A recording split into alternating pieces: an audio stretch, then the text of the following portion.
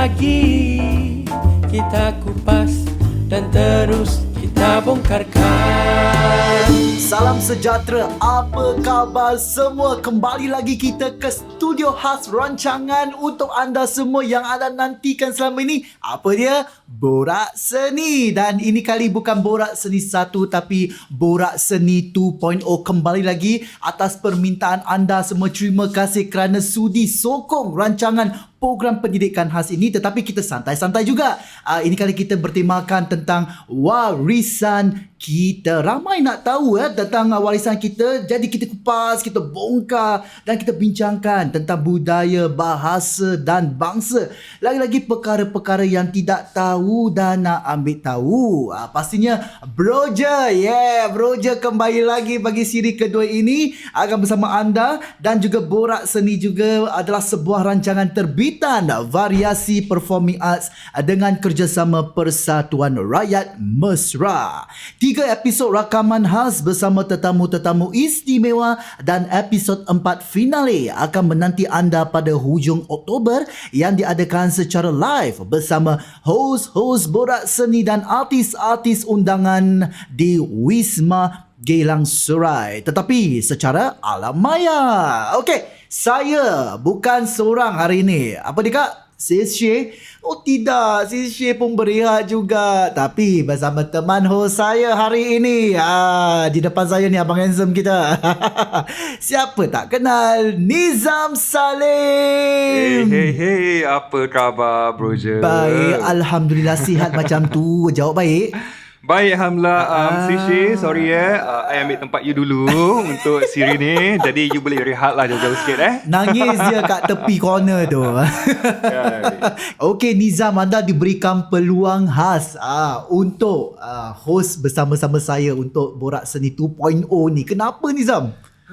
Okey, jawapan dia 3T. 3T. Terharu, teruja dan terkejut. Kenapa terkejut? Okay, saya nak tahu. Mungkin dah jadi satu kebiasaan untuk saya berada di belakang takbir untuk meneruskan pemasaran dan publicity untuk Borak Seni pertama lah. Jadi bila dijemput untuk menjadi teman host awak untuk siri kali ini, bak kata Liza Hanim tu, siapa sangka, siapa menduga. Jadi dia macam tagline yang dahulu lah Borak Seni 1 kan, kalau tak minat dah jadi tahu pun jadi tahu, atau minat tu jadi minat. Betul tak? Betul. Kan ni sekarang siapa sangka siapa menduga.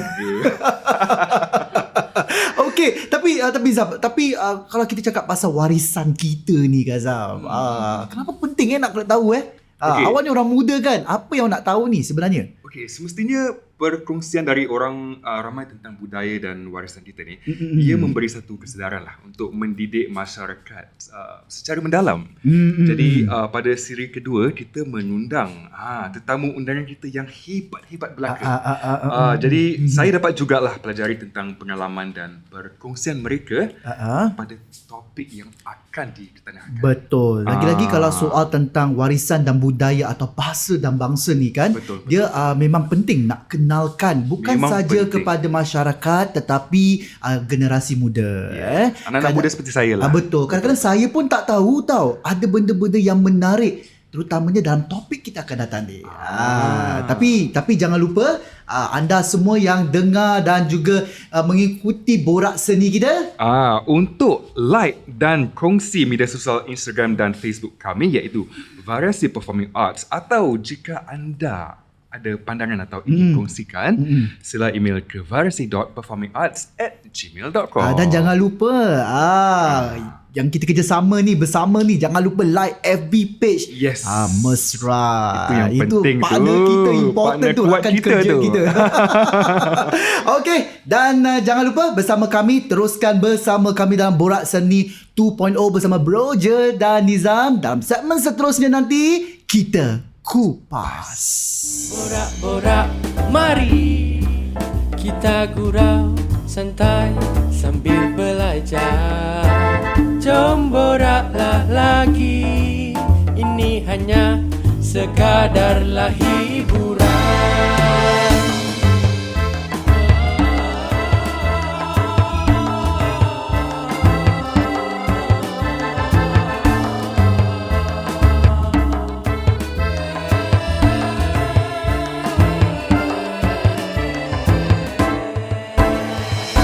Okey, kita kembali lagi dan ini kali segmen yang paling istimewa iaitu kita kupas. Okey, kita nak kupas tentang kehidupan zaman kegemilangan orang-orang Melayu kita pada tahun 60-an, 50-an hingga ke 70-an ni kan. Lama kan, tapi dalam episod pertama kita ialah tentang Kampung People. Tahu tak Kampung People apa, Zam?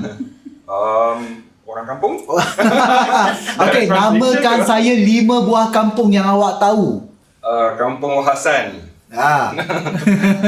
Kampung mana lagi ya? Kampung mana? Kampung Mandai. Okey, Kampung Mandai. Kampung Siglap. Kampung Siglap. Kampung Junction, Tema Junction. Apa tu Habislah, fail lah, gagal lah. Apa awak cari nanti kampung apa yang awak tahu nanti. Okey, tak apa. Kita ada tetamu undangan kita pada hari ini. Dan mereka akan beritahu kita tentang pengalaman, suasana kehidupan kampung dulu. Ibarat dia namakan Kampung People. Ini dia tetamu undangan khas kita bagi episod pertama kita.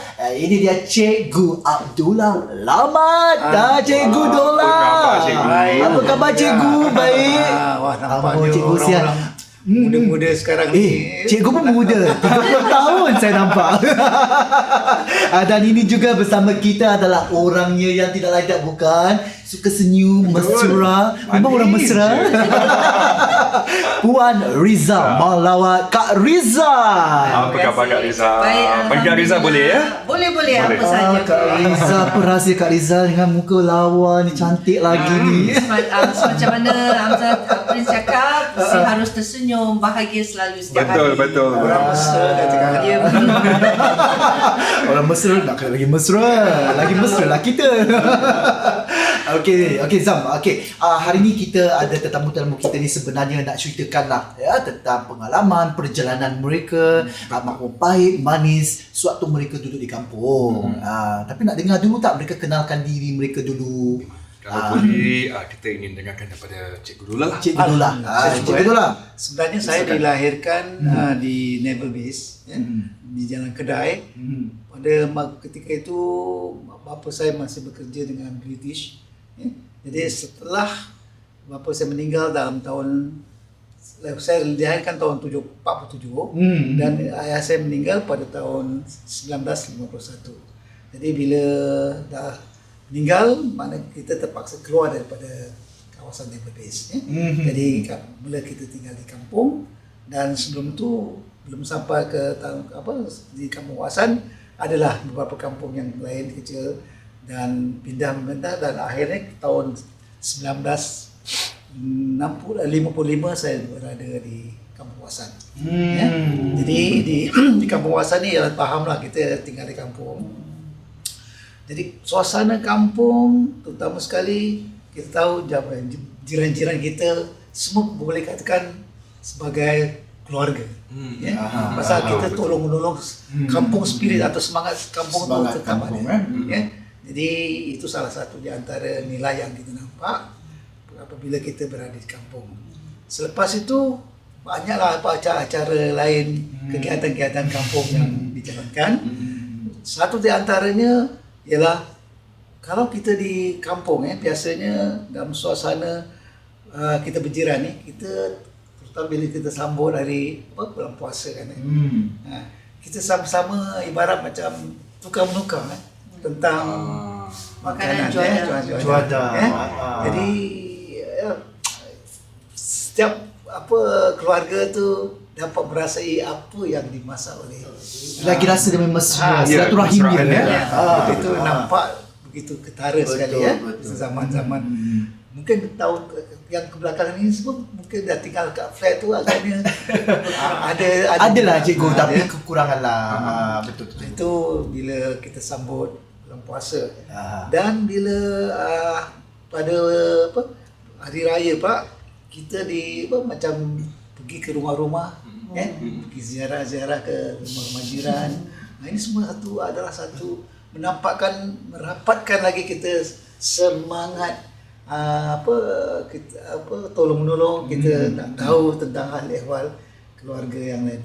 Dan kadang-kadang sebagai orang tua kita pun ada jaga ataupun boleh menasihati anak-anak orang lain. Kadang-kadang kita bukan makna kita nak nak kepo-kepo, tidak. Sebenarnya kita boleh, mereka menerima kalau sekiranya kita beri nasihat kepada Betul. yang dianggap sebagai kita punya keluarga atau parent. Jadi cikgu bekas penduduk Kampung Wak Hassan ya cikgu pada tahun 50-an 55 di Kampung Wak Hassan. Okey, kita alih kepada dari utara kita ke timur pula. Kita kayu pelan-pelan ke timur. Ini dia Kak Riza. Mungkin Kak Riza boleh ceritakan lebih lanjut tentang pengalaman Kak Riza. Baik, Kak Riza sebenarnya lahir pada tahun 63 di Kandang Kerbau lah, popular hospital yang popular masa tu. Tapi tinggal di Lorong Engku Aman. Pernah dengar tak Lorong Engku Aman? Lorong Engku Aman mana Kak Riza? Kat mana? Kat mana? Sebenarnya kalau saya tak buat research tu, saya tak tahulah. Kalau saya pergi sekarang Geylang, daerah Geylang. Betul. Lorong Engku Aman adalah sebuah tempat yang sangat istimewa bagi Kak Riza sebab Kak Riza membesar di situ dan banyak elemen-elemen perkampungan yang masih tersemat dalam hati lah. Contohnya macam cikgu cakap itu, kita akan makan bersama, setiap keluarga, setiap rumah akan memasak masakan kemahiran mereka dan berkongsi di waktu makan di atas ambin. Itu kita tak dapat lagi lah sekarang. Tahu ambin tak? Ambin, tahu Ambin. Ambin tu sebagai tempat duduk lah di luar rumah yang mana keluarga atau jiran tetangga akan berkongsi sama, bercerita, berehat, membuat juada ataupun berbagai macam. Itu keseronokan tinggal di kampung. Mungkin saya ada satu soalan ni untuk Kak Riza. Persamaan yang Kak Riza boleh lihat pada zaman dahulu dengan zaman sekarang, apakah? Kalau dari dulu sampai sekarang yang tak berubah tu silaturahim dan bergotong royong, bekerjasama. Itu tak putus dalam elemen kita orang Melayu. Jauh mana kita pun ataupun sesibuk mana pun, kita akan meluangkan masa untuk bersama dengan keluarga atau sahabat andai, berkumpul dan seperti biasa menjamu juada. Itu tidak akan luput dari zaman. Itu yang masih dirasakan. Walaupun sekarang kita tinggal di flat, keharmonian di antara kejiranan tu kurang sebab masing-masing ada tugas. Pagi keluar kerja, malam balik rumah dah tidur. Jadi kurang bersilaturahmi di antara jiran, tapi kita tetap memelihara tradisi itu dengan berjumpa dengan saudara mara, sahabat andai di luar rumah di masa yang tertentu di tempat yang sesuai untuk berjumpa lah. Keunikan suasana atau kampung di Lorong Engku Aman Nizam, sebenarnya kampung dia luas tau. Ada luas sangat, banyak kampung, tetapi di tepi kampung tu ada flat pula tu. Blok 1, blok 2 ada pasar dan tak salah saya, Jucak kompleks tu dulu ada pasar basah. Ya, betul. Dan di hadapan pula ada wayang Galaxy dan wayang Singapura. Dan Hotel Lion City. Hotel Lion City. Unik kan? Tu kampung Lorong Engku Aman tu tak terdiri daripada orang-orang Melayu saja. Di sekeliling kita adalah tauke-tauke yang berjualan di kedai-kedai masing-masing. Ada tauke adobe, tauke furniture. Ada juga bangsa lain lah. Ada bangsa lain dan kita sangat rapat dengan mereka. Di masa cikgu cakap tu, di masa Hari Raya, bila Hari Raya Cina, kita menghadiahkan kuih-muih kepada mereka. Hari Melayu pula, diorang menghadiahkan minuman, cookies untuk kita. Jadi ada kemesraan lah kat situ. Seperti Hamzah cakap tadi, memang uniknya kita di kampung kita ni di tengah. Jadi di depan kita tu kedai, sederetan kedai-kedai. Di depan lagi yang mana Lion City Hotel, waktu tu kita jakun tau bila dia bina hotel tu. Hotel mahal Kak? Ya, itu di antara termahal lah dulu kan. Canggih lah, dan kita banyak berjumpa dengan turis sebab hotel tu menampung banyak-banyak turis kat situ. Dan di sebelahan tu Hegro yang you cakap tu, itu terbinanya rumah flat. Jadi ada perantaran orang-orang yang tinggal di flat, orang-orang yang masih tinggal di kampung. Waktu tu kita berangan seronoknya kalau kita dapat tinggal flat. Tapi bila kita dah merasa tinggal di flat, kita nak balik. Rindu nak tinggal kat kampung. Ini tahun-tahun 60-an. Ini 70-an cikgu. 70-an. Kita pindah dari Lorong Engku Aman tahun 79.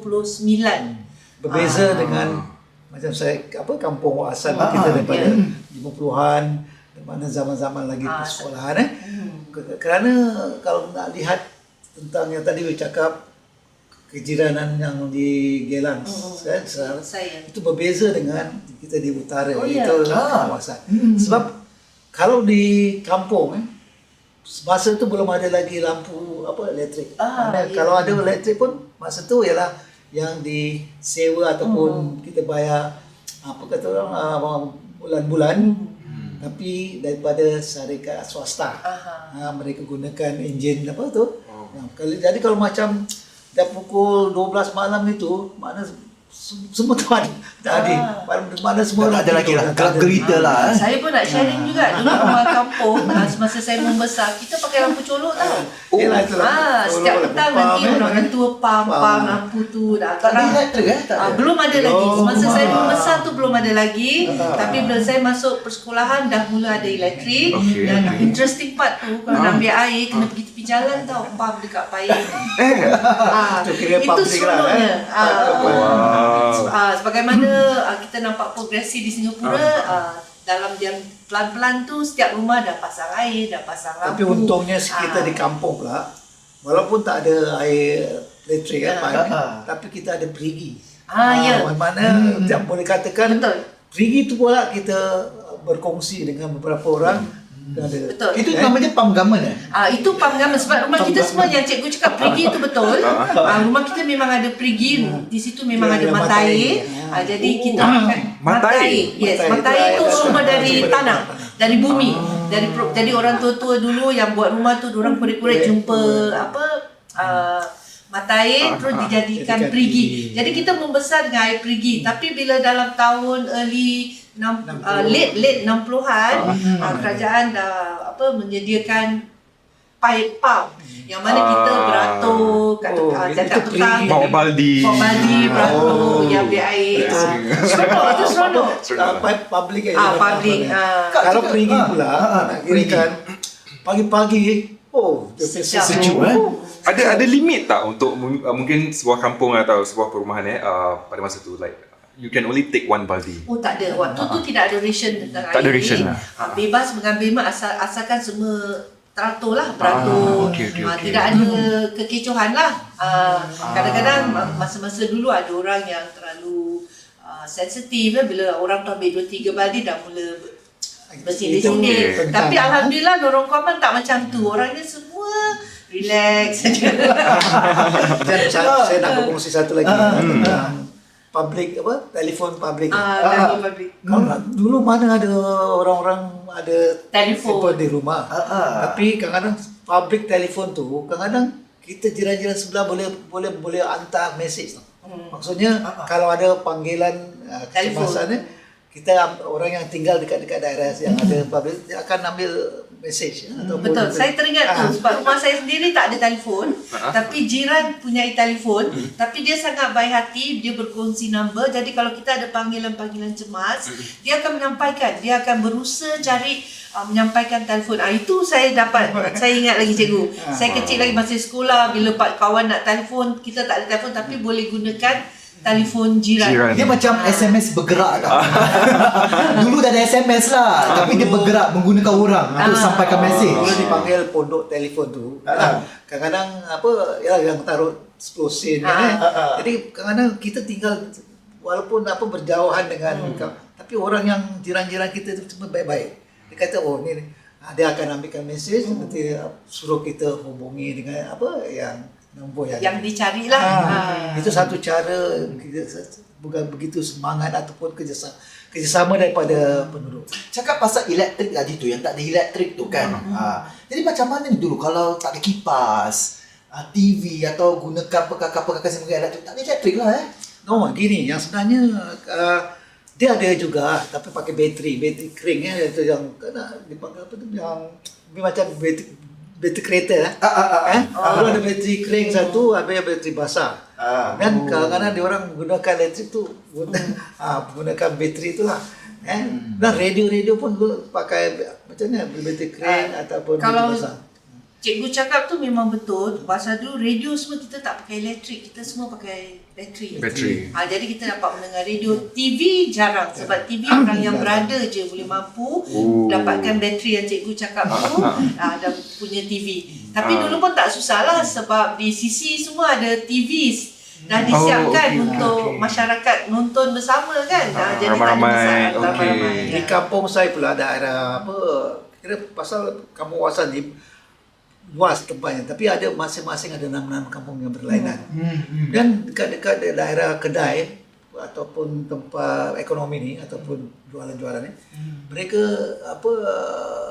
government masa itu siapkan satu corong besar tu untuk mereka memainkan lagu atau musik tu. Jadi kalau sekiranya orang-orang yang tak mampu untuk ada, sekurang-kurangnya mereka dapat hiburan daripada corong speaker tu yang besar tu dan digantung dekat pokok kelapa tu semua. Jadi kebajikan ni dulu dijaga ketika dahulu Okay, dari awal dulu lagi kebajikan tu dah memang sedia ada. Dan cuma tak banyak orang tahulah. Kecuali yang tinggal berdekatan dengan community center, mereka dapat menggunakan lah seperti menonton TV yang corong yang cikgu cakap tadi tu. Dan kadang-kadang pun ada tauke-tauke kaya datang dengan lori bawa wayang gambar untuk orang kampung tengok. So macam-macam dah disediakan lah sebenarnya. Tentang hiburan tu lah ni pasal wayang ataupun tadi yang you cakap. Sebenarnya dulu ada Kementerian Kebudayaan. Jadi mereka akan hantar macam sebulan sekali melawat ke kampung-kampung untuk menayangkan macam cerita filem-filem penerangan. Jadi orang yang tak ada punya hiburan sebulan sekali pun ada dapat kegiatan apa yang berlaku di Singapura. Jadi dia beritahu. Itu satu cara penerangan yang disampaikan pada masyarakat pada masa itulah. Okay, mungkin saya boleh tanya soalan kepada Kak Rizam. Satu tarikan di Lorong Engku Aman yang jarang dilihat di kampung-kampung lain. Satu tarikan besar ialah makanan. Di lorong tu tersedia ada warung-warung Jawa, India, Melayu. Kalau mi soto tu cakap je mi soto, mi rebus, mi wak katuk pun tergolong. Mi soto semua dah lama lah. Tu dah lama. Memang dah ada mi rebus, mi goreng, Mama India yang popular sekarang kat pasar ni tak akan sama rasanya dengan yang kita dapat kat lorong. I think your father pun agree. Putu piring tu semua. Sepanjang lorong tu adalah penjualan makanan yang kita tak dapat kat mana-mana. Itu seronoknya tinggal di lorong paman. Dan dimasak dan dibakar asli, guna arang. Semua yang buat tu orang-orang lama, rasanya tiada tandingan lah. Kalau kita nak cari rasa macam tu, tak dapat. Sekarang carilah mi wak katuk, dapat tak? Tak dapat kan? Makanan paling istimewa pula dekat Kampung Wasan. Sebenarnya di Kampung Wasan kita ada disiapkan macam warung juga. Tapi selalunya bila hari Jumaat. Hari Jumaat tu seminggu sekali dia orang adakan macam pesta jualan di masuk ke arah Andrews Avenue. Di situ ada macam dipanggil gerai-gerai menjual mi rebus, sate dan banyak kan yang jual orang-orang kita. Orang-orang Melayu kita. Jadi semua pekerja-pekerja yang baru balik daripada Naval Base pasal situ ada gate, mereka dipanggil mata gate mereka akan sebelum balik ke rumah mereka akan singgah beli untuk keluarga. Itu zaman 50-an dan 60-an dan satu lagi saya nak kongsi dengan anda semua ialah tentang Sekolah Melayu Sembawang. Sekolah Melayu Sembawang ni sebenarnya terletak dalam kawasan Kampung Wasan. Jadi sekolah ni kalau cerita asalnya tak ada lampu, tak ada kipas. Jadi bila baru-baru pembinaannya lah, saya ingat tahun 57. Masa tu saya darjah 3. Tahun 55 saya masuk, tahun 1, 56, 57. Jadi sekolah tu baru lagi, belum ada elektrik, belum ada kipas, belum ada mana, tak ada kuasa elektrik. Jadi bila waktu hujan, tahulah dah gelap gitu.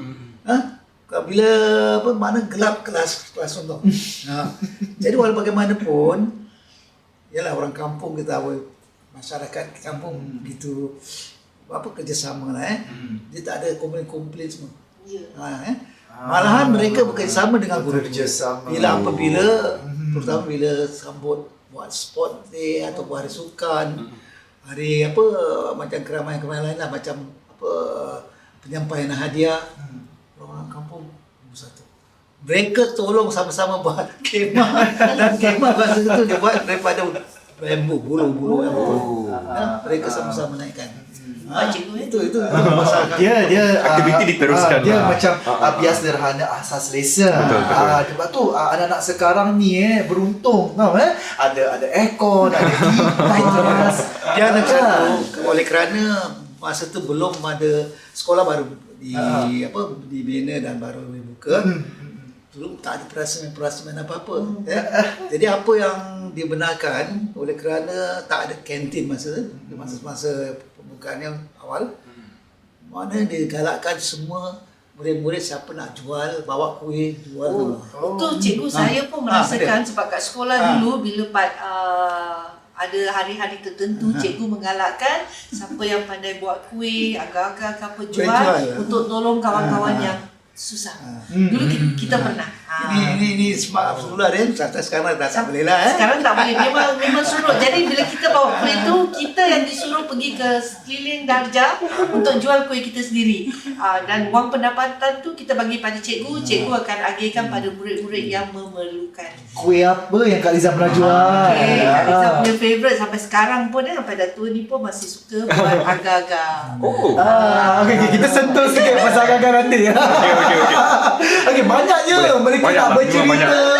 Betul lah dengan cerita-cerita orang-orang kampung people ni. Sebab agar-agar tu mudah dibuat, lagipun warnanya sangat menarik dan waktu tu senang aja. Cuma agar-agar dengan gula saja, jadi tak banyak modal.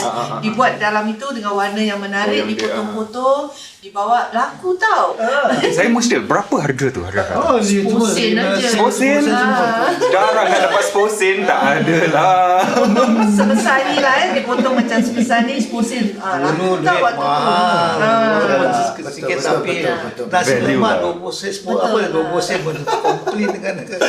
Okey lah, nampak kita dapat dengar segala luahan, kenangan, pengalaman. Bahagian pertama kita bersama Kak Riza dengan Cikgu Dola dalam Kita Kupas. Dan banyak lagi ni Nizam kita nak bongkarkan pula. Memang banyak sangat lah nak dibongkarkan. Ada 3 benda yang kita nak kupas. Kita nak sebut tentang air ajaib.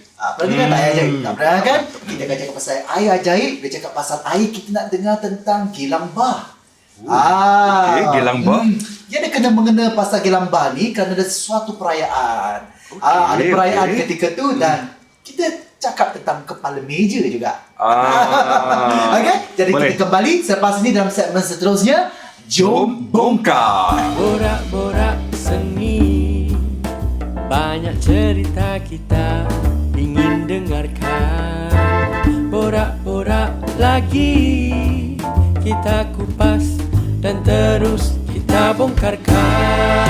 Variasi Performing Arts dengan kerjasama Persatuan Rakyat Mesra. Like dan kongsi media sosial kami Variasi Performing Arts dan lusuri laman web kami www.variasi.sg dan juga like juga FB page Persatuan Rakyat Mesra. Jadi Zam, kita nak bongkar apa lepas ni? Salah satu topik yang kita akan kongsikan iaitu tentang kepala meja. Kepala meja. Okey, dengan segmen terbaru kita ajak orang-orang luar juga untuk kongsi pandangan mereka dalam segmen seterusnya. Apa kata orang? Apa itu kepala meja? Kepala meja adalah sejenis kuih yang diletakkan di tengah-tengah meja. Dia jadi seperti perhiasan meja lah gitu. Dan tak boleh disentuh oleh sesiapa pun. Kira lauk-lauk yang di sekeliling itulah yang akan jadi santapan dahulu sebelum kepala meja. Jadi kepala meja ni yang terakhir dimakan atau tak dimakan, saya pun tak pasti. Terima kasih.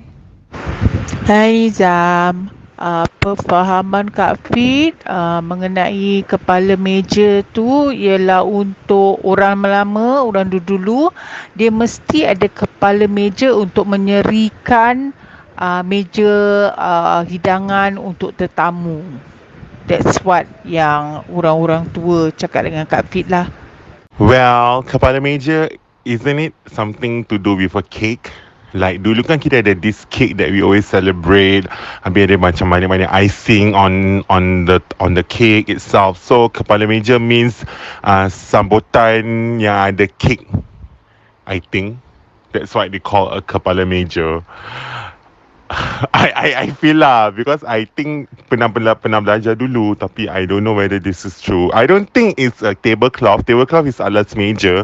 So kepala meja should be something that is on top of that table. So I feel that you're referring to a cake. Yeah. Setahu saya kepala meja ni dia sejenis hiasan untuk mencantikkan keseluruhan meja tu lah. Tak kira lah apa benda. Kalau letak di tengah-tengah situ, bila tetamu datang, nampak meja tu dengan ada kepala dekat atas tu kan, diorang rasa macam wah, macam cantik lah hiasan tu. Itulah kepala meja dari setahu saya. Kepala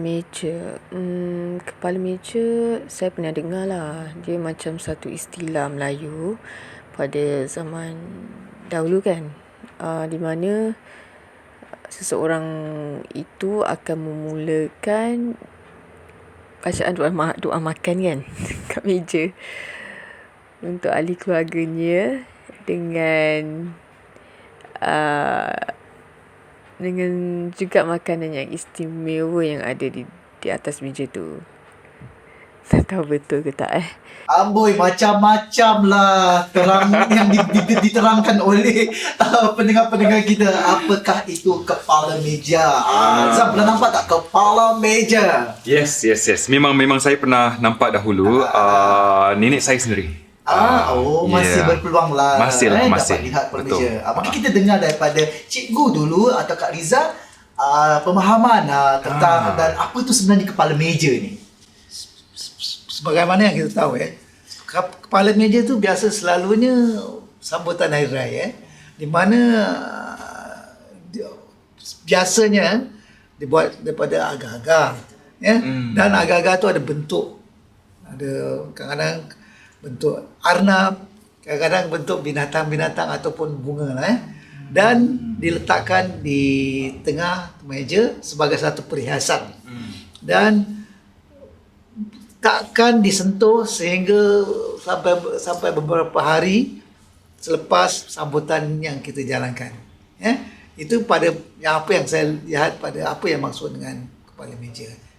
Biasanya itulah yang setak itu daripada agar-agar. Dan agar-agar sampai kering. Kadang-kadang bila terlalu lama agar-agar itu akan jadi gulanya semua keluar. Dan akan dimakan selepas sambut sesuatu. Tak ada semut ke Kak Liza? Okey, kepala meja seperti mana yang kita tahu dia adalah sebuah hiasan. Jadi kalau agar-agar tu pasti bersemut, tapi orang lama ni banyaklah dia punya betul-betul. Sebelum kita taruhkan agar-agar tu di atas meja, kita akan taruhkan lapisan piring dahulu, ditaruh sedikit air, baru kita taruh piring yang beralaskan agar-agar tu. Jadi semut tak sampai lah kat agar-agar tu. Dia nak seberang susah. Sebab dia dipanggil kepala meja, tak akan ada yang sentuh untuk memakannya semasa acara tu lah. Tapi mungkin kadang-kadang disimpan sehari, 2 hari, tergantung kepada keadaan jamuan yang kita beri. Tapi saya muskil, kenapa agar-agar?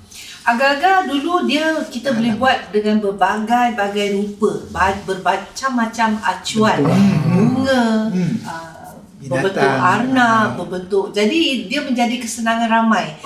Dan dia boleh bertahan lama kalau dibandingkan dengan kuih-muih yang lain. Agar-agar agak bertahan walaupun tak dimasukkan ke peti ais pada waktu itulah. Lagipun agar-agar ni ada macam-macam warna. Warna pun menarik. Kita boleh taruh warna yang terang, warna yang bercampur. Jadi ia satu hiasan yang menarik lah. Mungkin Zam tadi kalau Hari Raya tak sempat beli bunga, buat agak-agak jadi kepala meja kat rumah tu. Cantik sebenarnya. Boleh. Okey, kita alih tentang perkara yang kita nak bongkarkan. Yang tadi saya sebut tentang kena-mengena dengan air. Tadi kita dengar pasal air ajaib ni, Zam. Awak pernah dengar tak pasal air ajaib ni? Tak pernah. Apa tu? Okey, cikgu je yang sebenarnya boleh terangkan tentang air ajaib kat Kampung Asan ni. Di Kampung Asan ketika itu ada saluran air yang turun daripada bukit, daripada dulu kawasan Mata Gate atau Naval Base, masuk ke kawasan depan tu ada rumah orang tinggal di kampung tu, dan di kampung yang disebut tu ialah kampung camp, atau camp tu makna tempat pekerja-pekerja yang bekerja dengan syarikat. Dan yang menjadikan ajaib tu sebab apa? Apabila orang tu sentuh ataupun cuci kaki dengan air itu, orang yang sakit, orang yang sakit kulit dan mandi, kalau dimandi pun boleh datangkan kesembuhan baik. Itu yang jadikan mana satu keistimewaan air itu sebab tu. Dan bila benda tu ataupun berita tu dah tersebar, bukan saja orang kampung, orang-orang yang di luar daripada Kampung Asan datang juga. Dan mereka tu ambil air itu dan menjadi mujarab. Yang bukan saja orang di Singapura ataupun orang di seberang tambak pun ada datang. Dan selalunya bila waktu hari weekend ataupun hujung minggu, kawasan jalan raya di berdekatan dengan kampung ni, kereta berderet-deret. Dan akhirnya dah menjadi satu keistimewaan kampung tu. Sebab tu kita kata air ajaib. Tapi selepas beberapa bulan, pihak PUB cuba mencari punca dari mana air ni datang. Jadi apabila disiasat, dia datang, rupanya ada paip bocor daripada kawasan Naval Base tu datang ke kampung tu. Jadi apabila dia tutup ataupun tutup saluran tu, dah tak air tu tak keluar lagi. Jadi dah habislah, mana dah tak ada. Tapi keyakinan orang tu yang menyebabkan sehingga kan boleh menyembuhkan penyakit. Orang yang apa segala penyakit semua boleh. Di mana tapaknya sekarang tu? Kalau cikgu ingat. Tapaknya dekat dengan kawasan sekolah Melayu Sembawang tu. Mana turun bukit nak ke arah ke Sembawang Park. Tapi sekarang tak ada kampung lagi lah, tempat dah ada. Jadi jadi itulah tempat yang dipanggil kampung ataupun tempat penempatan orang-orang yang dipanggil camp, Jadi alhamdulillah sekarang orang itu, zaman-zaman saya masih sekolah lagi tu. Tahun berapa tu? Tahun dekat sebelum 50-an ke bawah. 50 sampai 6, antara 55 sampai 60 betul. Jadi itulah cerita pasal air ajaib. Tapi ialah macam mana dia kata ajaib tu, mungkin disebabkan keyakinan orang tu. Betul. Saya setuju apa tadi cikgu cakap, kerana air-air ni seperti air perigi lah, mata air lah. Kalau ibu atau nenek-nenek kita selalu cakap, kalau demam ke apa, pergi ambil air tu, cuci muka, minum, jadi segar. Kerana mungkin ada dia punya khasiat dia, dia sebelum jadi di situ ya. Bukan kerana benda ni dibawa-bawa orang cikgu bukan terlalu misteri, tidak. Dia sebelum jadi sebenarnya. Kan? Okey, kita cakap pasal air ajaib. Kita cakap pasal air yang terus masuk ke kawasan yang kata kawasan kita banggakan. Ini bukan ajaib lagi. Ini bukan ajaib, kilat sekali. Kilang Serai Banjir. Kilang Serai Banjir tu saya belum besar lagi, masih kecil lagi. Tapi apa yang kita dengar dari nenek-nenek kita, bahawa tiba-tiba air naik. Waktu tu sedang siapkan perayaan Hari Raya tau. Malam Raya. Malam Raya tengah masak. Orang-orang tengah sibuk masak rendang, masak ketupat semua. Tiba-tiba periuk belanga semua terayung-ayung atas air. Terapung, Terapung-rapung atas air. Jadi sebagai satu misteri tapi gelak jugalah kan tengok benda ini. Tapi semangat orang lama dulu tak patah walaupun dalam keadaan yang susah macam tu, diteruskan juga perayaan. Mereka menyelamatkan makanan-makanan yang tak terhanyut. Mereka masih meraihkan hari raya juga pada Tak hujan dia tak hujan.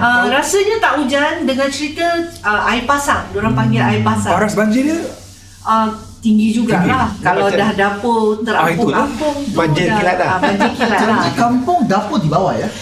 Kampung selalunya kalau perayaan kita tak masak dalam dapur, kita masak di halaman rumah. Sebab itulah dia terapung terbawa air. Kalau dulu masak-masak untuk perayaan di luar rumah, kita pakaikan kayu bara cikgu diorang panggil tu arang kayu, kita gunakan tu. Jadi semua merasakanlah perayaan tu sebagai satu persediaan bersama lah ramai-ramai satu kampung. Jadi nasib baik orang dah masak-masak. Bayangkan tengah masak, belum sampai ke rempah yang ketiga, keempat, air datang. Yang belum siap tu dapat bagi. Bapa saya cakap ketupat tu dah terapung-apung masuk rumah orang, yang orang pun termasuk rumah dia. Jadi makan je lah. Exchange Rezeki gift lah, lah. Rezeki tu sebenarnya berapa lama tu Kak banjir tu reda? Tak salah semalaman. Besoknya dah reda lah. Semalaman. Besoknya reda. Wah, kenangan yang mungkin ramai orang Geylang tak boleh lupakan Orang lama-lama lah. Kalau yang muda-muda tak jumpa, tak tahu. Orang lama-lama mesti kenangan manis buat mereka. Memang saya tak pernah dengar lah. Tak pernah dengar tak pernah dengar. Okey, sebelum kita sentuh tentang perkara-perkara misteri, perkara-perkara yang menakjubkan di kampung-kampung seperti Kampung Asal ni cikgu nak kongsi sesuatu tau. Kita ada cabaran untuk awak Nizam. Cabaran kampung people. Jadi bila saya ada 5 perkataan ni, awak nak keterang kita apa benda tu. Okey, dalam masa 5 saat. Bro cuba ya. Cuba ya. Okey, alright. Okey, kita ada guru-guru ni dekat sini. Salah cakap habis. Okey, cabaran bermula dari sekarang. Yang pertama, 24 pintu atau bank bergerak. Buku hutang. Salah, buku hutang. 24 pintu pun tak tahu. 24 pintu. Jawapannya apa? Lori Najib. Okey, itu buku apa? Bukan. Okey, masa-masa dulu kita tak ada flush system dalam toilet. Semua akan buang air besar di satu pondok kecil. Di bawahnya tu disiapkan satu tong. Semua kotoran tu nanti diambil oleh pekerja yang dibawa dimasukkan ke dalam lori. Setiap lori tu ada pintu, 24 pintu. Jadi satu tong tu satu pintu. Di situ lah 24 dia. Okey, cabaran perkataan yang kedua. Okey, awak berjauhlah kepala meja. Yang tadilah hiasan lah dia. Hiasan. Okey, perkataan yang ketiga, ambing. Di luar rumah. Di luar rumah lah. Betul Okey, ni dah gandus. Gandus saya tahu. Gandus saya tahu. Kalau gajus boleh makan, gandus tu apa? Saya tak tahu. Maaf, saya tak tahu. Cikgu, gandus tu ialah makanan atau kuih yang dimakan dengan apa? Dengan gula. Dia tepung beras kan? Jadi sejenis kuih lah. Ada lagi kat Geylang. Saya pergi Geylang selalu beli. Kuih gandus, cik akan tunjuk warna dia warna putih. Okey bro, lepas ni kita pergi Okey, boleh. Okey. Orang dulu suka cakap momok. Momok tu apa? Awak tahulah. Itu ialah hantu. Betul lah. Okey, cakap pasal momok hantu ni kan. Kita nak tanya, nak bongkar daripada cikgu Dola kita sendiri tentang perkara misteri. Bukan misteri lah, tapi benda yang mencuri hati lah. Cikgu, selalunya kalau di kampung bila ada kematian selalu bila bunyi ada macam satu tanda di mana ada bunyi burung hantu malam tu macam punggung. Di mana orang tahu ini adalah dengan kematian lah. Ini orang kepercayaan lah. Ada itu satu. Jadi yang saya tahu itulah tentang kematian. Cik? Kalau kita tu kalau nak dengar kematian tu selalunya Nanti orang tua cakap, kenapa hati dia risau ni hari ya? Tiba-tiba nanti dapat ada orang datang kasih tahu sebulan tu dah tak ada. Selalunya orang tua dulu perasaan orang tu terlalu sensitif. Orang dapat merasa apa nak terjadi ke depannya macam tu. Saya teringat juga dulu orang kampung turut praktikan benda ni. Saya pernah mengalami benda ni bila ada kematian ahli keluarga. Bila dia sebelum jenazah tu berangkat, kami akan ulang-alik di bawah keranda tu 3 kali. Saya pernah buat untuk arwah datuk saya. Itu itu Kak Riza ingat juga, itu untuk selalunya yang jalan di bawah keranda tu adalah anak ataupun cucu supaya tak rindukan almarhum atau almarhumah lah, supaya itu kepercayaan adat saja. Adat saja. Kan tentang kematian ni juga. Kadang-kadang di rumah-rumahnya dia letakkan kain cermin.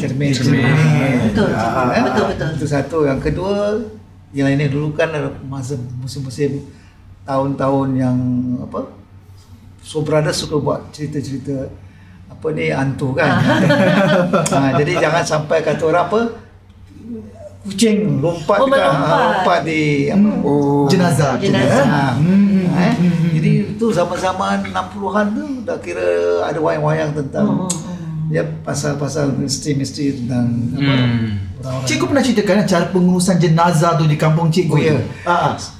Satu lagi, masa zaman saya dulu belum ada banyak syarikat syarikat urusan jenazah. Jadi orang kampung memang bila sesuatu kematian tu berlaku, mereka akan sewa.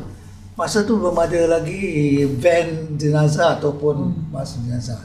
Jadi syarikat yang itu adalah syarikat lori angkat sayur, syarikat angkat ikan, dan mereka tu tempat itulah yang dijadikan pengangkutan untuk bawa jenazah ke itu yang saya nampak lah zaman saya. Itu satu. Itu mungkin kenderaan yang lebih mudah. Betul kenderaan yang lebih mudah supaya dapat dibawa jenazah tu ke tanah perkuburan. Satu. Itu yang jalan darat. Tapi masa dulu ada satu perkuburan di kawasan Sempang dipanggil. Sempang ni lah yang berdekatan dengan sekarang ni di Orchid Country Club. Ke depan sikit tu ialah Seletar di mana di situ ada perkuburan Melayu Islam. Jadi mereka gunakan sampan sebagai pengangkutan jalan daripada kampung tu jalan laut atau jalan sungai lebih cepat. Jadi gunakan sampan tu sebagai macam untuk angkat bawa keranda. Dan ada lah pergi dengan sampan lain. Itu kalau jalan di laut. Itu kalau di Kuala Sempang lah. Tapi kalau yang darat tu maknanya yang pergi tanam di Bidadari ataupun di kawasan lain. Jadi keunikan di daerah Sembawang atau Kampung Wak Hassan ni sebenarnya berdekatan dengan laut. Betul laut di Selat Johor tu di mana di situ juga boleh mereka merentas sungai atau laut tu menuju ke Kuala Sempang. Untuk tanah perkuburan orang Melayu kita lah, orang Islam kita. Dan satu keistimewaan tentang kampung ni ialah tempat penggambaran filem. Kalau contohnya filem Isi Neraka, Singapura Dilanggar Todak. Ini cerita klasik lah. Di antara yang di mana So Brothers masa tu buat perfilman di situ. Jadi kalau satu keistimewaan, kadang-kadang syuting tu sampai malam. Jadi orang-orang kampung ni ialah kita tak ada hiburan Jadi bila mereka tu datang, ramai-ramai pergi tengok macam mana syuting tu dibuat. Orang kampung jadi masa tu mereka gunakan lampu pakai bateri, ada orang punya daripada lori tu generator. Jadi satu keramaian juga berlaku apabila sesuatu filem tu di syuting. Ini kampung daerah kata orang Sembawang ni. Untung cikgu kita tak jumpa. Tak jumpa. Banyak filem-filem klasik yang dibuat penggambaran di situ. Jadi keistimewaan pada saya lah, memang orang-orang tinggal di sini jadi macam satu perhatian ataupun tumpuan untuk buat filem. Kak Riza bagaimana? Di Geylang ada tak beberapa keunikan tu yang Kak Riza nak kongsi? Kat Geylang keunikan tu ada satu becak. Tak banyak tempat di Singapura ada becak waktu tu kan cikgu di Geylang, di lorong kampung-kampung. Waktu tu becak sebagai sumber kenderaan. Jadi kita ke sekolah, ke pasar, ke mana kita naik becak. Kalau dulu itu uniknya lah. Sekarang tak dapat rasa lah. Naik becak lagi. Berapa tu naik becak? 50 sen saja kalau daripada Wisma Geylang Serai tu sampai ke pasar sampai ke Panggung Singapura dalam 50 sen gitu. Kira mesti mahal jugalah. Kalau dulu tu mahal tu lah 50 sen kan. Contoh macam kita ke sekolah, orang tua memang sewakan becak sebulanan, jadi cuma bayar berapa ringgit saja untuk kita. Jadi yalah. kalau dulu mahal lah, tapi sekarang kita anggap macam tak seberapa lah.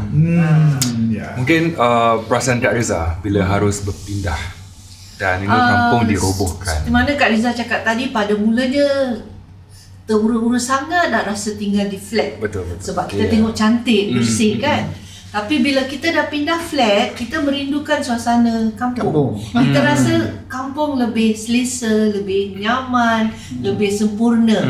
Jadi kalau boleh patah balik, saya rasa saya tak nak pindah tu dari rumah. Upgrade sajalah rumah tu, jangan pindah kalau boleh. Kalau boleh lah. Jadi bila pindah-pindah tengah kemar-kemar, sedih tak rasa tu?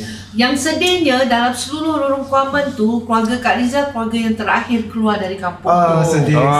Sebenarnya kerajaan kasih ruang masa. Jadi kita pilih untuk tinggal selama yang boleh. Tapi kerana waktu tu keadaan membahayakan sebab orang kampung semua dah pindah. Tinggal kita sekeluarga saja. Jadi banyak orang datang merompak, curi kayu, curi ini. Jadi kita merasa keadaan kita agak berbahaya, kita pindah tahun 1979. Padahal memang kita nak tinggal situ sampai yang dibolehkan, sampai masa yang dibolehkan. Cikgu pula? Saya pula kampung daerah kampung ni bila dah semua keluar, kebanyakan pun keluar dekat-dekat daerah situ juga. Itu di mana pemerintah siapkan bangunan rumah-rumah pangsa atau flat di daerah Yishun. Ya, sekarang dipanggil ada Chompang, Yishun. Itu mana kawasan perumahan lah. Jadi kalau kita lihat kadang-kadang satu blok tu boleh daripada satu kampung, ada yang banyak juga tinggal masih ada juga berhubungan antara satu sama lain. Sampai sekarang pun kita lihat mereka tu ada tinggal di rumah-rumah. Saya nampak yang terakhir saya masih teringat lagi tahun 90-an adalah 2, 3, 4 lagi kampung di Wak Hassan tu masih ada lagi di situ dikediami oleh beberapa orang. Itu yang terakhir saya nampak budak-budak tu terjun sampai ke laut. Semasa tu saya dengan keluarga pancing lah di Sembawang Park tu kan. Dan selepas itulah, setahun selepas itu terus mereka robohkan 100% diratakan tanah tu untuk dinaikkan rumah-rumah banglo ya. Yalah, sekarang tempat tu masih ada lagi Wasan kampung Wasan tu Wasan jadi Drive, macam nama tempat penempatan orang-orang yang rumah-rumah rumah banglo dan sebagainya. Betul. Ya? Betul. Sekarang ada lagi itu dekat-dekat Sembawang Park. Dan kalau lihat ada sebuah bangunan itulah bangunan sekolah Melayu Sembawang. Sekarang menjadikan kenu untuk latihan kenu Girls Brigade tu ya. Itu sekolah dia itu bangunan sekolah. Sekolah Melayu Sembawang tu.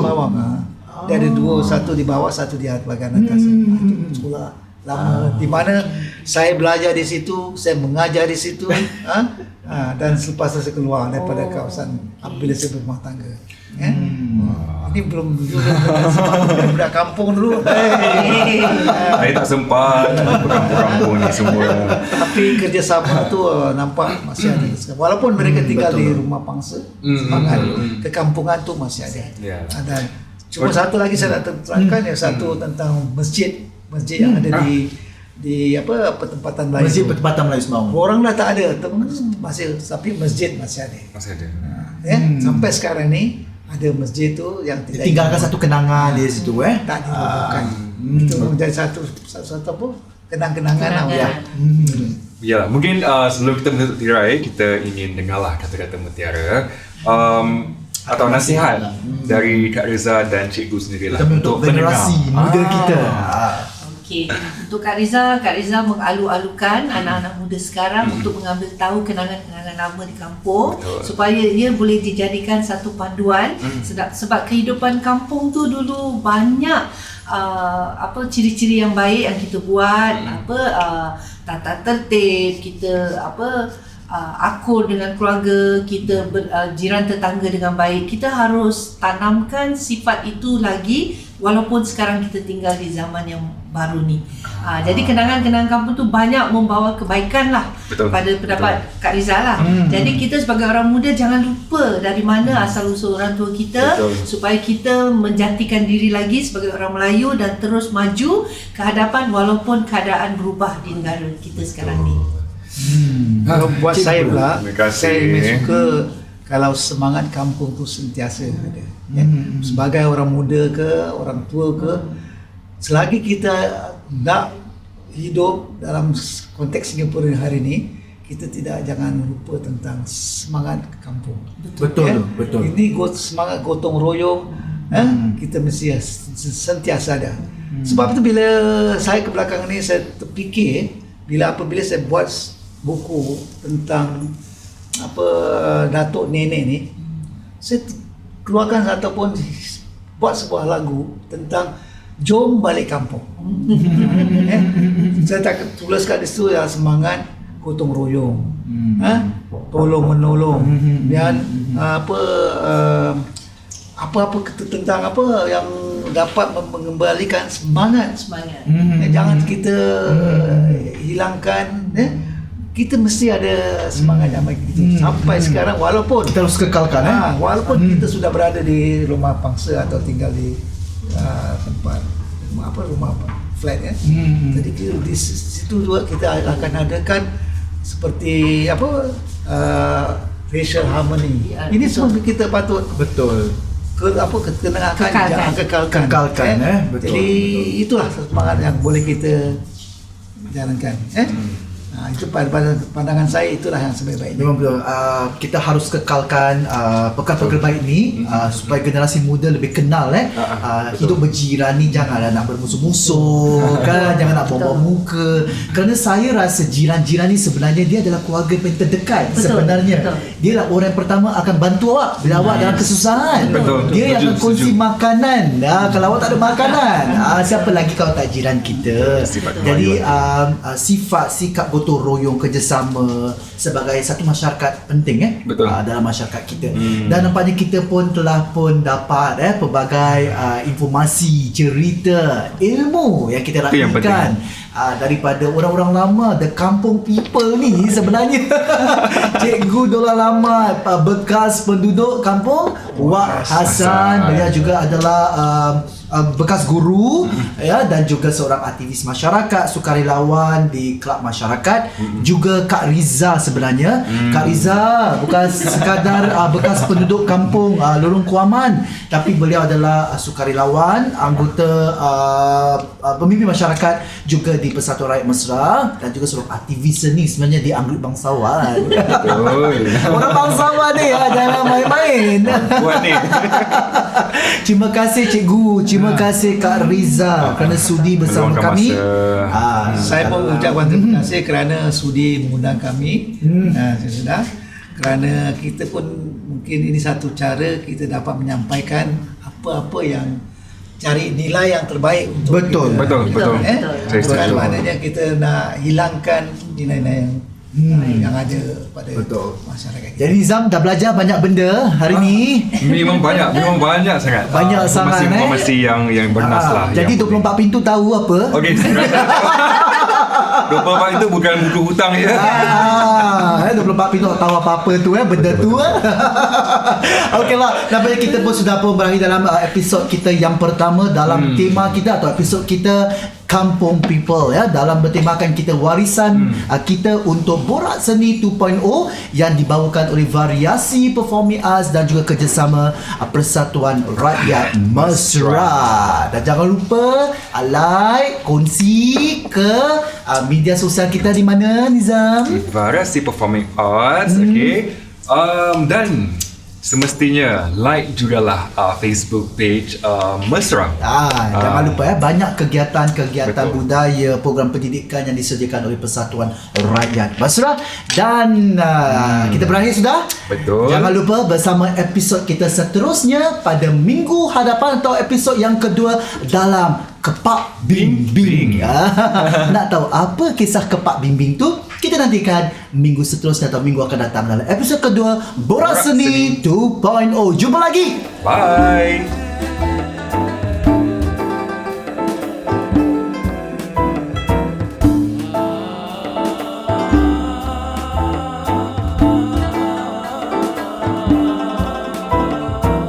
Borak-borak seni, banyak cerita kita ingin dengarkan. Borak-borak lagi, kita kupas dan terus kita bongkarkan.